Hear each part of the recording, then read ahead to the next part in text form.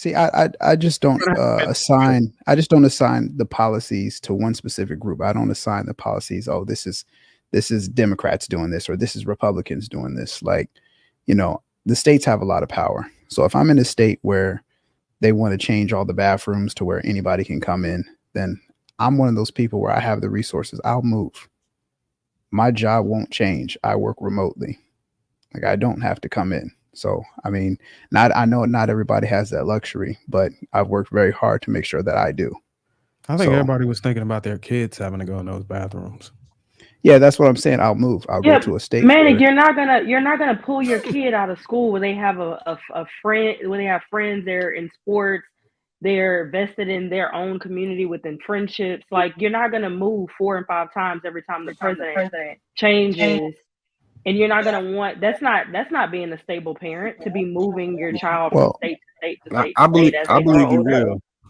Yeah, well, I'm saying I didn't say that he wouldn't do it. I said that's not conducive to a good childhood. That's not a stable childhood, and that's not what you would want to subject your child to, based on you just saying, "Oh, I have the means and the resources." Everybody on here, I'm sure, is able to make decisions for their life at different levels. That's neither here nor there. I think what we're saying is there's a lot of policies that Democrats on the federal level and the state level agree on. They all agree on major, huge, hot topic issues. We cannot sit here and talk like the president is not in line with our state, all these state issues, whether it's abortion, like Marcus just read off, whether it's Black Lives Matter and Black people being concerned whether drag queens could come and read, and we need to fight, and they shouldn't be discriminated against. Why are you worrying about fighting for drag queens to come into your child's school to read if your child can't read? Or if the neighborhood you live in, the children around you can't read in ninth grade or at 10th grade, or they're reading in a 3rd grade level. I think us as a whole, like, we get in this whole emotional, we want to love everybody and everyone should be treated kindly. But when it comes down to it, we need to be concerned, like you said, with our families, our children, and what our children are going to be exposed to. We can have all the means in the world, but our child still has to go out into the world and live their life at some point, right? Whether you pay $40,000 for a private school, they're still going to be in a private school with other children that are being raised in other households outside of you, right? And then once they get out of school, they're then going to go to a university or a college or start their own business or go backpacking in another country. Whatever that child is going to do after school, they're going to have to do that on their own at some point, right?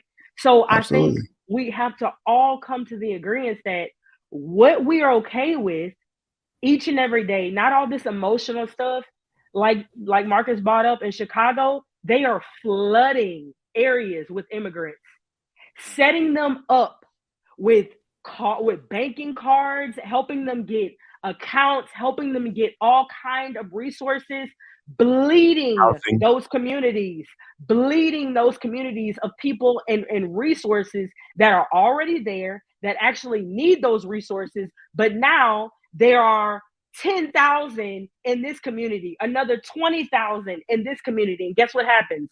They're also flooding those public schools. They're flooding the neighborhoods. So now you have a housing crisis, you have a food crisis, you have an education crisis, you got all of these things. But Black people, we're concerned about, oh, well, this candidate doesn't love everybody and he's being mean to the immigrants, or he's being mean to drag queens and he's being mean. We got to wake up, y'all. We have to wake up and understand what matters most. Casey, I agree with you. I agree. We definitely need to wake up, but I don't see it as like a community thing. We don't all need to band together and just do it this way, this one way, because I feel like I didn't say that. No, I didn't say that. I'm talking about. My point was, you said you don't vote on. You vote on the character of the person when you really. I mean, I take the policies into consideration for sure. Okay.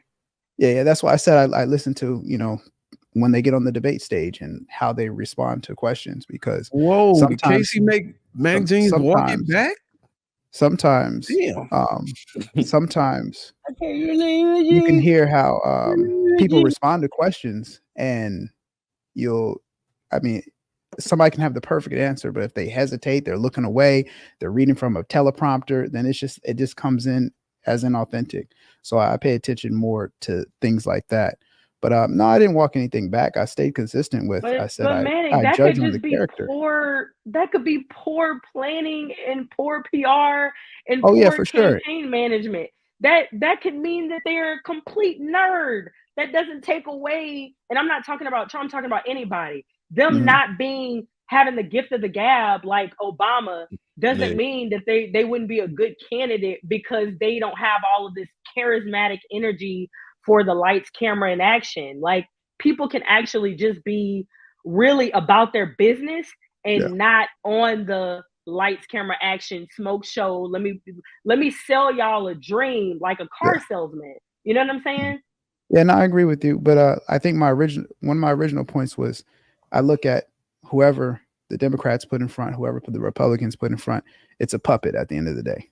So whoever chooses the best puppet is probably gonna likely get my vote. That's fair. And Maniac, to an extent, I do agree with you too. Final point. We got to move on to the next topic. Final point is that we're gonna move on. Okay, Maniac, I do agree with you. With being able to just relocate, I do think that one of my sayings that I always say is that we can't save everybody, and everybody don't want to be saved. You know what I'm saying? So I agree with you to that extent. But at the same time, I understand the detriment that can cause, because now we're never together in one soul space, or even just being able to create a community of like-minded people. You know what I'm saying? Even with just being able to create a community where we have banking and grocery stores and blah blah blah, so on and so forth, of where it's all Black people. That may never happen. That may be a utopia, but I think that it's important for us to at least attempt to do that. And of course, how we do that is paying attention to the policies that's being put forward. Yeah, I think it's that was said about values. We're gonna be here all night. Values.